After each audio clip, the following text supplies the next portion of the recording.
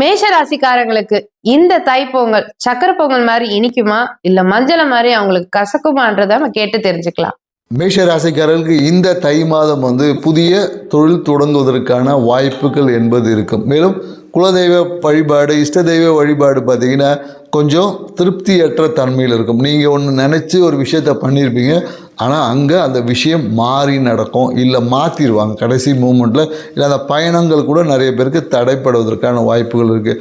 So தொழிலில் பார்த்திங்கன்னா ஒரு அழுத்தம் என்பதற்கு புதிய ஏதாவது ஒரு விஷயத்தை ஆரம்பிச்சிருப்பீங்க, அந்த விஷயத்தினால அரசு சார்ந்த விஷயத்தில் ஏதாவது ஒரு ஒத்துழைப்பு, இல்லை கவர்மெண்ட் சார்ந்த விஷயத்தில் ஏதாவது ஒத்துழைப்பு கிடைக்காம தடைப்படும் போது கொஞ்சம் அழுத்தமாக ஃபீல் பண்ண வேண்டிய ஒரு சூழல் இந்த காலத்தில். ஏன்னா மனம் இந்த காலத்தில் ரொம்ப மிகுந்த அழுத்தத்துடன் காணப்படும் அப்படின்னு சொல்ல முடியும். ஏன்னா இந்த காலகட்டத்தில் சில மருத்துவ விரயங்கள் என்பது இருக்குது சொல்ல முடியும். ஸோ தந்தைக்கு பார்த்தீங்களா, தந்தையோட ஒத்துழைப்பு இந்த காலகட்டத்தில் கிடைக்காது. மேலும் சுற்றி இருக்காங்களா சுற்றத்தார்னு சொல்லுவாங்களே, அவங்கக்கிட்ட சிறிய கருத்து வேறுபாடுகள் வரலாம்.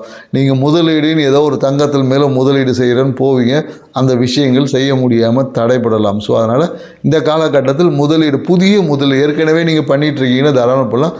புதிய முதலீடுகளை இந்த மாதம் செய்வதை தவிர்த்து அடுத்த மாதம் நீங்கள் செய்யும் போது உங்களுக்கு ஒரு மகிழ்ச்சியான ஒரு சூழல் என்பதற்கும், இந்த காலகட்டத்தில் ஒரு லோனை அடைக்கிறதுக்கு இன்னொரு லோன் வாங்குவதற்கான சாத்தியக்கூறுகளை இந்த இயற்கை ஏற்படுத்தி கொடுக்கும். ஸோ அதனால் லோன் வாங்கும் போது வேணுமா வேணாமா என்பதை தீர்மானித்து வாங்குவது ஒரு சிறப்பான தன்மை தரும். மேலும் நிறைய பேருக்கு இந்த காலத்தில் என்னென்னாக்கா கையில் பார்த்திங்கன்னா ஏதாவது ஒரு கையில் பார்த்திங்கன்னா மசில்ஸ் கிராம்ப், இந்த கழுத்து தோள்பட்டை இந்த சார்ந்த விஷயத்தில் ஏதாவது ஒரு உபாதைகள் வரும், தசை பிடிப்பு, இல்லை தசை நாறு கிழியிறது, அந்த மாதிரியான விஷயங்கள் இருக்கும். ஸோ அதனால் வாகனத்தில் செல்லும் போது கொஞ்சம் கவனமாக செல்லுங்கள், ஃப்ரெண்ட்ஸோடு செல்லும் போதும் கொஞ்சம் கவனமாக செல்லுங்கள். நன்றி, வணக்கம்.